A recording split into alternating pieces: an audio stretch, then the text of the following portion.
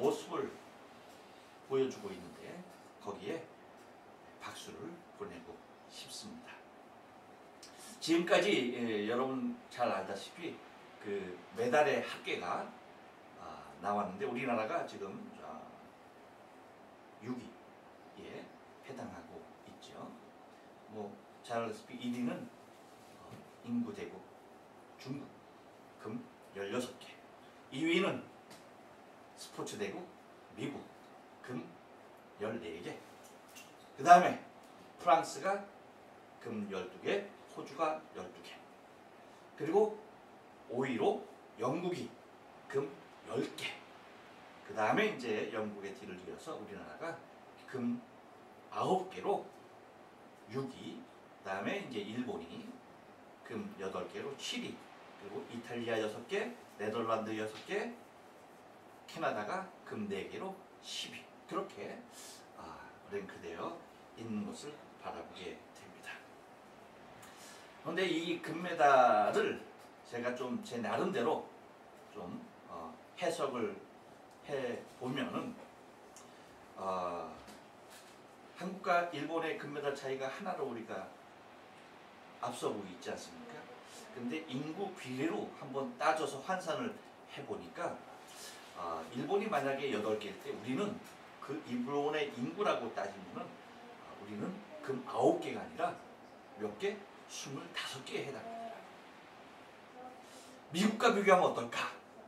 인구 3억 3천만의 미국 따져보면 우리나라가 미국이 금이 14개라고 한다면 그 인구에 비례하여 본다면 우리는 몇 개? 금 60개에 해당하더라고요.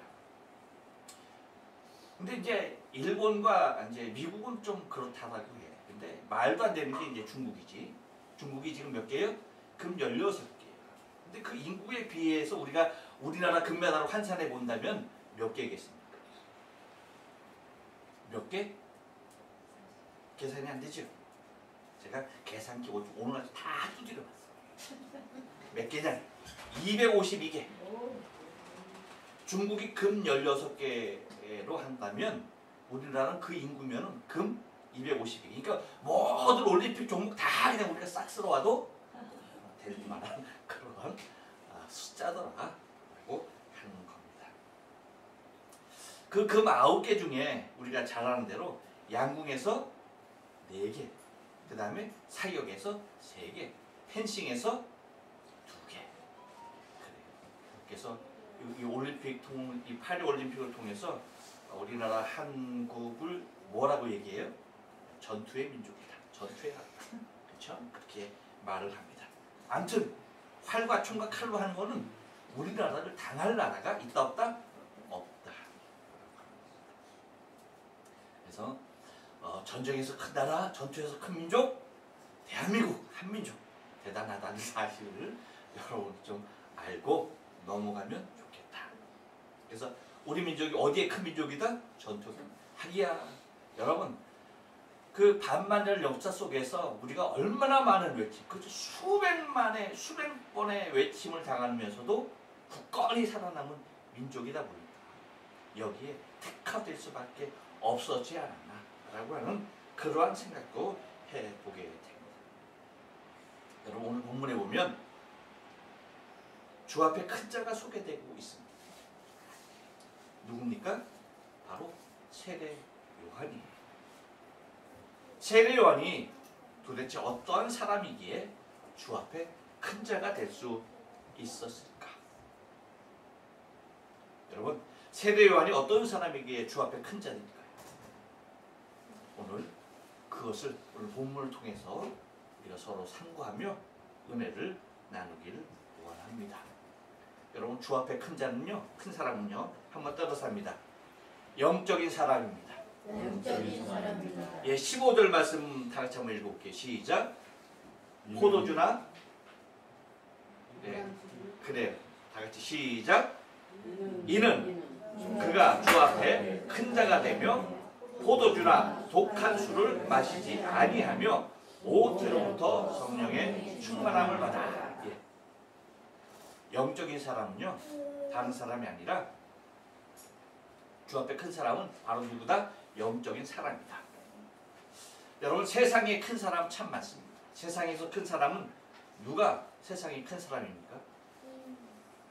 모르면 제가 알려줄 테니까 만약에 세상에서 큰 자가 되기를 원하면 꼭 이 조건을 갖추면 됩니다. 세상에 큰 사람은요 다른 사람이 아니라 돈 있는 사람. 누구요? 돈 있는 사람. 뭐 나 돈이 있는데 아니 그 정도 말고 그건 있는 게 아니야. 여러분이 갖고 있는 거 그냥 있는 게 아니야. 있다라고 얘기하면 표현하면 안 돼요. 그렇죠? 제가 말하고 있는 돈 있는 사람은 최고의 갑부들을 얘기하는 거죠. 또 그러니까 내가 세상에 좀 큰 사람이 되고 싶다라고 한다면 뭘 가지면 된다? 네, 돈이 많으면 돼. 또 하나는 어떤 사람입니까? 권력입니다. 권력 있는 사람이 세상에 큰 사람인 것입니다.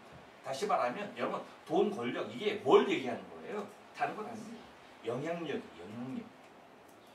얼마나 많은 영향력을 갖췄느냐 이것이 세상에서 큰 사람이냐 아니냐의 기준이 된다라고 하는 사실이에요. 여러분 그 사격에서 그 올림픽 사격에서 금메달을 딴 우리 그 김예지 우리 교회 김예지가 아니라 사격 선수 김예지가 하여튼 올림픽이 이번 올림픽에서 가장 핫 이슈의 사람으로 떠올랐어요. 그 배경이 뭔지 아세요? 금메달 누구나 따는 거잖아. 누구나 많은 사람이 금메달 땄잖아. 그럼에도 불구하고 왜 김예지 선수가 이 올림픽에서 핫한 인물로 떠오르는 줄 아세요? 한 사람의 영향력 때문에. 누구? 일론 머스크. 일론 머스크가 SNS를 통해서 그 김예지 선수의 사격 그 모습을 보고 뭐 하는 거예요? 야 이것은 헐리우드에 이제는 영화계에 이거 킬러로 등극을 해도 뭐라 할 사람 없다. 그의 외양에서 튀어나오는 그 포스, 그 모습을 보고서 그렇게 얘기해. 그 한마디에 한마디. 일론 머스크라고 하는 그 사람 한마디에 의하여서 뭡니까? 세계적인 이슈의 선 중심 인물이 됐다라고 하는 것입니다. 이와 마찬가지로 뭐예요? 영향력. 세상에 큰 사람은 자기의 한마디, 자기의 행동 하나가 얼마나 큰 영향력을 미치는지 모른다는 것이죠. 지금 미 대선이 새롭게 이슈가 되고 있어요. 바이든이 이제 내려놓고 그 자리에 해리스가 등극함으로 말미암아서 바로 트럼프와 해리스 아주 그냥 오차 범위 내에서 얼마나 큰 열띤 경쟁을 이루고 있는지 모르죠. 근데 왜 세계가 이 미 대선에 관심을 갖게 돼요? 한 나라의 대선 아닙니까? 그렇죠? 한 나라의 대통령을 뽑는 거예요. 근데 왜 전 세계가 여기에 초미에 관심을 두고 있느냐?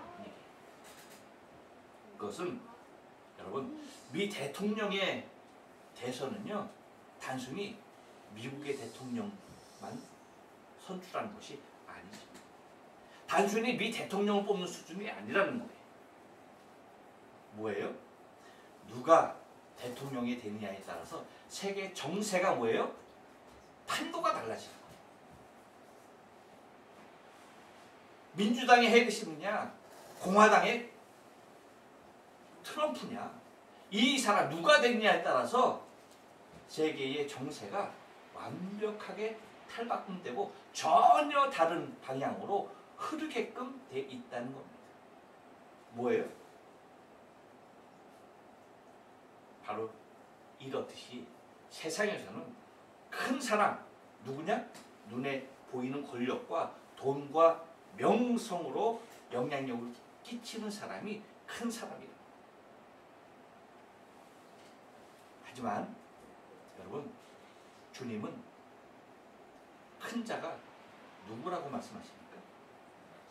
누가 큰 자라고 말씀하세요? 마태복음 11장 11절에 보면 예수님께서 이렇게 말씀하세요.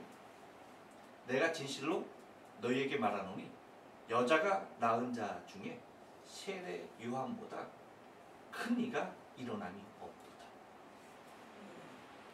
예수님이 바라보는 관점은 누가 큰 사람입니까? 누구예요? 여러분들 오늘 뭘 먹었길래 아무런 말도 없이 그냥 그렇게 누가 큰 사람이다? 희한하네. 영향력은 지금 누구에게 있어? 이름 뭐지? 제가? 라온이 얘기했네. 라온이의 영향력 아래 여러분들이 다 있어 오늘. 그렇죠? 자, 정신 차리시고. 라온이는 그냥 혼자 노는 거야. 그러니까 너 저 지 얘기하는 줄 알고 또 저거 그래. 자, 봐요 여러분. 주 앞에 큰 사람은요 다른 사람이 아니에요. 주 앞에 큰 자는 세상의 육적인 모든 욕구를 떠나서 하나님의 영을 힘입은 사람이라는 사실에 대하여서 주님께서 이미 말씀하신 겁니다. 그래서 오늘 본문에도 뭐라고 얘기하는 겁니까? 포도주나 독한 술을 마시지 아니하며 모태로부터 성령의 충만함을 받아라고 말을 하고 있습니다. 세상의 일은 영향력을 갖춘 사람들이 이끌어가지만 하나님의 일은 하나님의 영으로 충만한 사람들을 통해서 일하시기 때문입니다. 영적인 사람은 하나같이 다 성령 충만한 사람들이었던 것을 우리는 성경을 통하여 확인하게 됩니다. 그럼 보세요. 당시 세례 요한이 회개하라고 외쳤던 세례 요한이 활동하던 그 시대에 그때는요 불모지와 같은 완악한 이스라엘 백성들을 이끌었던 사람이 세례 요한인 것입니다. 그 누구도 복음으로 그 누구도 복음 안에 그 누구도 하나님 안에 들어와 있지 못했던 그 시대에 세례 요한이 뭐 했던 것입니까? 하나님의 사람으로 성령 충만한 사람으로 영적인 사람으로 온전하게 서 있었던 것입니다. 여러분 우리 주님께서 우리 하나님께서 큰 사람으로 인정하는 사람은 세상적으로 큰 사람, 세상에 큰 영향력을 미치는 사람이 아니라 영적인 사람, 하나님의 영으로 충만한 사람, 성령 충만한 사람, 그 사람이 하나님 앞에 큰 사람인 것을 잊어서는 안 됩니다. 또 하나 주 앞에 큰 사람은요 한 번 더 따라서 합니다. 주의 백성을 위하는 사람입니다. 16절 말씀 다 같이 한번 읽겠습니다. 시작. 이스라엘 자손을 주 곧 그들의 하나님께로 많이 돌아오게 하겠습니다. 올림픽에서 큰 사람은 메달을 많이 딴 사람입니다. 우리나라 선수 중에 누가 올림픽에서 파리올림픽에서 메달을 많이 딴 줄 아세요? 양궁 선수죠.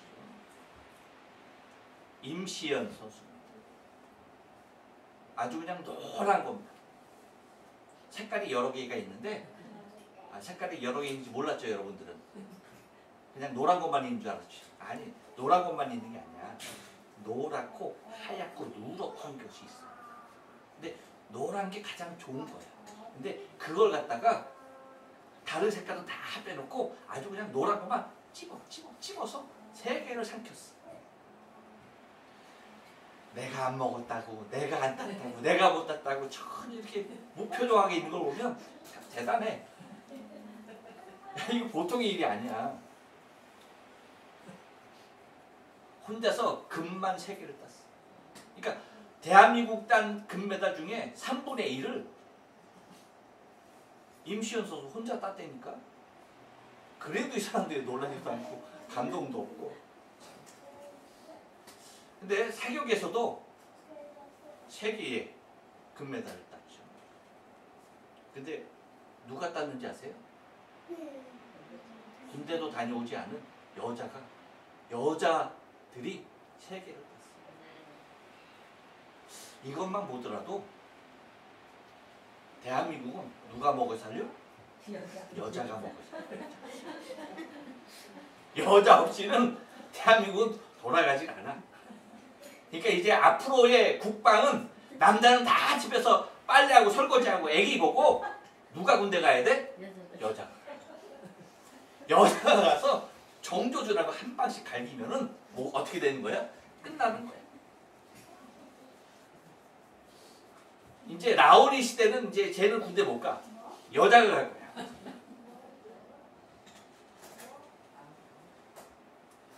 이렇듯 여러분 대한민국에서 큰 사람은 누구다? 여자다. 여자. 여자 무시하면 안 돼.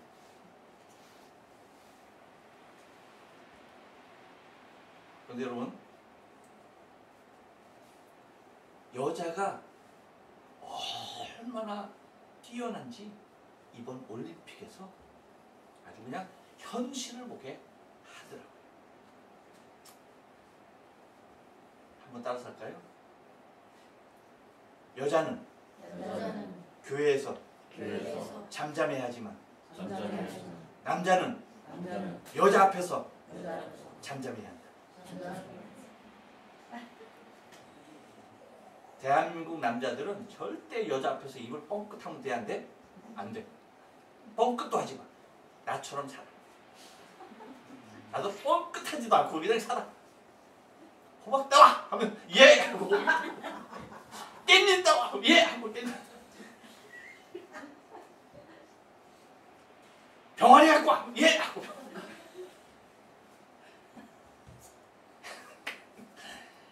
여자 앞에 남자는 어떻게 해야 한다? 참선해야 돼.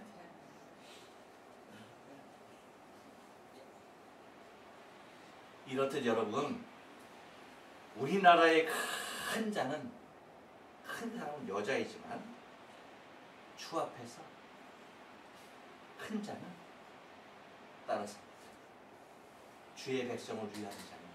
주의 백성을 위한 자입니다.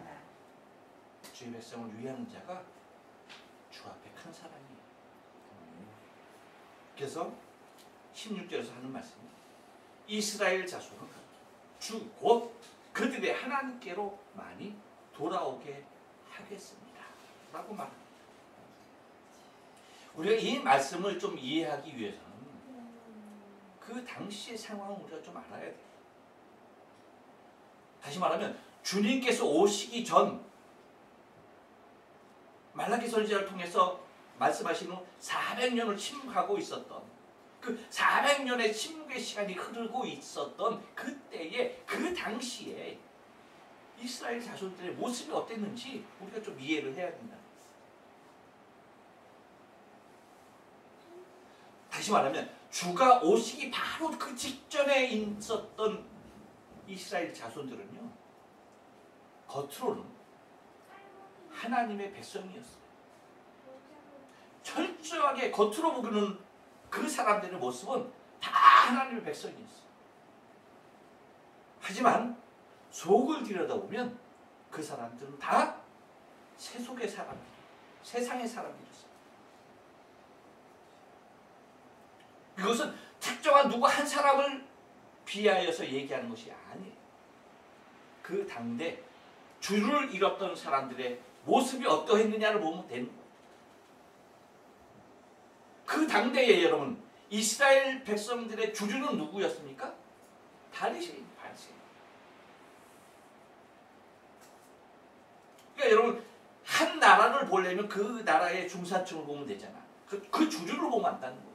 마찬가지로 당대의 이스라엘 사람들의 주류는 바리새인이 표본이었고 대표성을 가졌습니다. 근데 그들이 왜 주류일 수밖에 없느냐? 그들은 어떻게 삶을 하나님 앞에 살았어요? 일주일에 2번을 금식을 했어요. 일주일에 2번 금식하는 사람 손 내려봐. 나 빨리 내릴게. 있어 없어?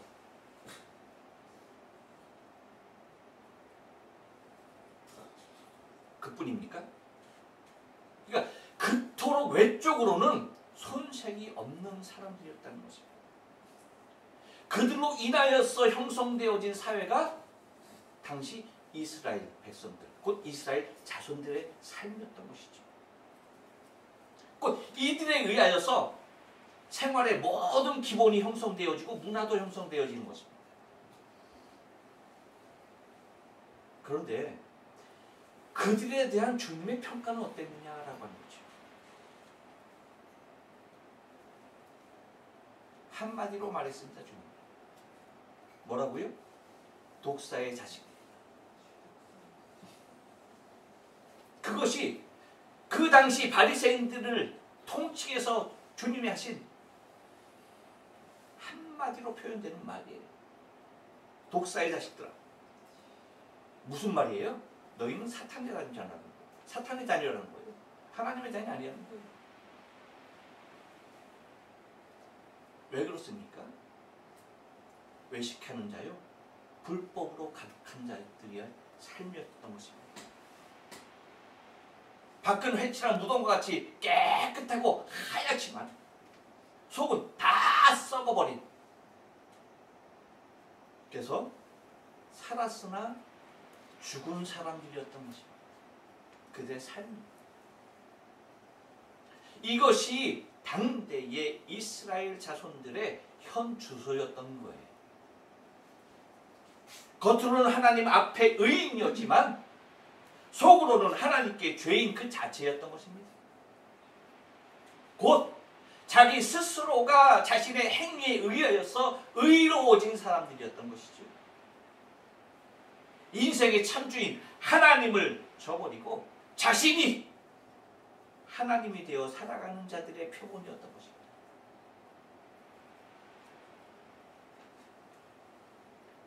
그랬던 이스라엘 자손들이 광야에서 외치는 소리였던 세례 요한을 통하여서 수많은 사람들이 그 앞에 나와 회개하고 통회하며 세례를 받았던 것입니다. 이와 같이 이스라엘 자손들을,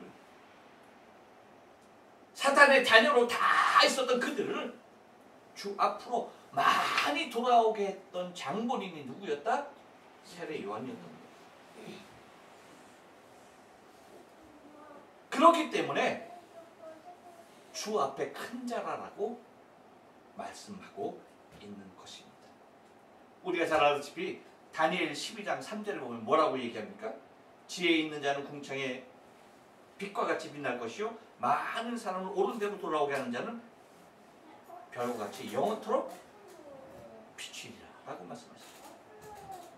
곧 이와 같이 세례 요한이 뭐예요?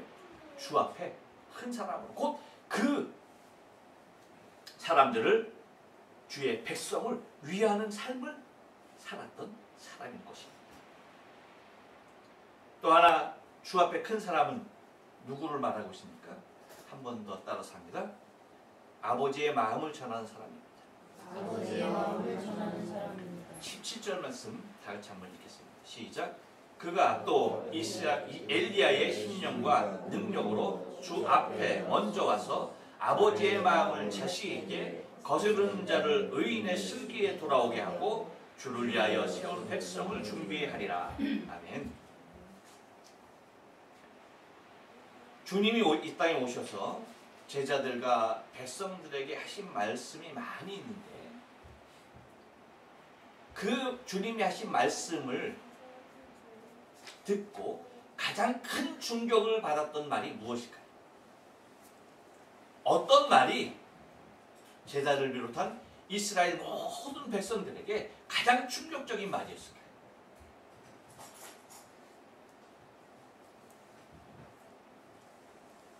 한번 따라서 합니다. 나를 본 자는 아버지를 보았다. 나를 본 자는 하나님을 보았다. 이 말입니다. 곧 내가 누구라는 거예요? 내가 하나님이란 말이에요. 이 말이 이스라엘 백성들에게 있어서는 가장 충격적인 말이었어요. 결국 이 말씀으로 인하여서 주님은 십자가에 달리는 빌미를 제공했던 것이죠. 하지만 여러분, 이것이 주님이 죽으시는 빌미에 불과한 겁니까? 아니지. 이것은 주께서 죽을 만한 빌미를 제공한 그런 말이 아니에요. 이것은 주님이 죽으시는 빌미가 아닌 하나님께서, 하늘의 하나님께서 이스라엘 백성들에게 가장 하고 싶었던 말씀이에요. 할렐루야. 네. 이걸 잊어서는 안 돼요.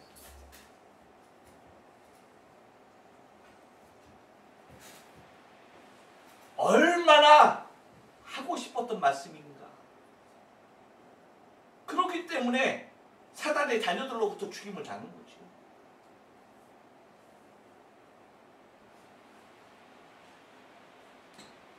다른 것 아닙니다. 곧 하늘 아버지의 마음이셨던 거예요. 하늘에 계신 아버지의 마음, 그거였던 거예요. 다시 말하면 말씀이 육신이 되어 오신 하나님인 것이죠. 여러분, 말씀이 하나님을 믿습니까? 네. 그럼에도 불구하고 이스라엘 백성들은 말씀이 하나님에도 불구하고 믿지 못하는 삶을 살았던 거예요. 그래요, 안 그래요? 그랬던 겁니다. 말씀이 하나님임에도 불구하고 그 말씀대로 살지 않았다는 것이요. 다시 말하면 그 말씀이 하나님임에도 불구하고 그 말씀대로 살지 않았다는 얘기는 뭐예요? 말씀을 하나님 자체로 인정하지 않았다는 거죠.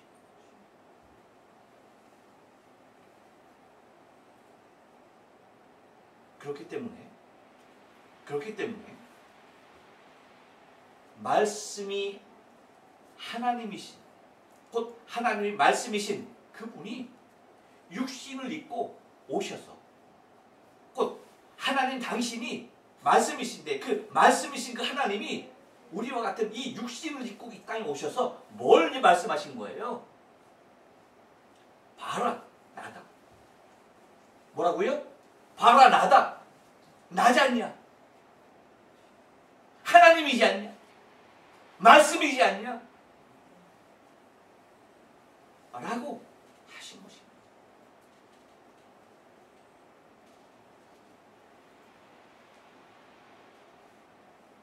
이렇게 말씀하실 예수님에 대하여 여자가 낳은 자 중에 가장 큰 사람인 세례 요한은요, 이미 이렇게 말을 했어요. 누가복음 3장 16절에 이렇게 말합니다. 요한이 모든 사람에게 대답하여 가로되 나는 물로 너희에게 세례를 주거니와 나보다 능력이 많으시니가 오나니 나는 그 신들매를 풀기도 감당치 못하겠노라. 그는 성령과 불로 너희에게 세례를 줄 것이요 라고 말씀했습니다. 자, 봐요. 사람이 낳은 자 중에 가장 큰 자가 말하는 것이 뭐예요? 나와 그분과의 비교야. 근데 그 비교가 비교될 만하다 못하다? 이건 비교 불가라는 얘기. 나는 그분과 비교할 수 없다. 비교 불가다. 이 얘기. 이 말은 다른 말 아니에요. 주님께서 말씀하신 대로 나를 본 자는 아버지를 보았다라고 말씀하신 것, 나를 본 자는 하나님을 보았다라고 말하는 것은, 말하는 것 같이 그분은 누구다? 하나님이시다. 이 말인 것이에요. 사람이 낳은 자 중에 가장 큰 자가 나는 그분과 비교가 불가하다 라고 말하는 것은 다른 것 아니에요. 그분은 하나님이시기 때문이다. 이 얘기라는 거예요. 이와 같이 세례 요한은 이미 아버지의 마음을 그 백성들에게 전하고 있었던 거예요. 어떻게 전했습니까? 어떤 방법으로 전했습니까? 오늘 말씀 보니까 그렇게 얘기하죠. 엘리야의 심령과 능력으로. 무엇으로? 엘리야의 심령과 엘리야의 그 능력으로. 주 앞에 먼저 와서 아버지의 마음을 자식에게. 누구의 마음을 자식에게? 아버지의 마음을 자식에게. 그리고 거스르는 자를 의인의 슬기에 돌아오게. 그렇게 전했던 것입니다. 그래서 그렇게 주를 위하여 세운 백성들을 준비했던 것이 세례 요한이고, 바로 그렇듯 아버지의 마음을 전하는 자, 아버지의 마음을 가지고 아버지의 마음을 전하는 그 사람이 바로 주 앞에 큰 사람이라는 사실입니다. 바라긴 이 땅에 사는 모든 사람들은 한결같이 자기 자신을 큰 사람으로 만들려고 합니다.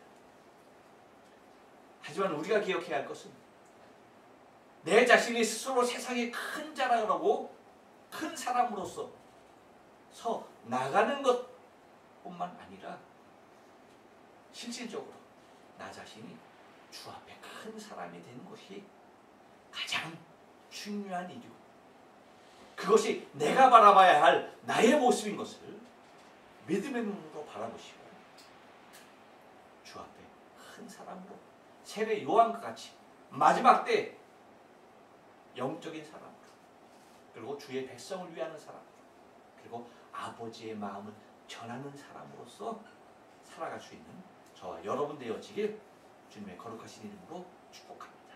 아멘.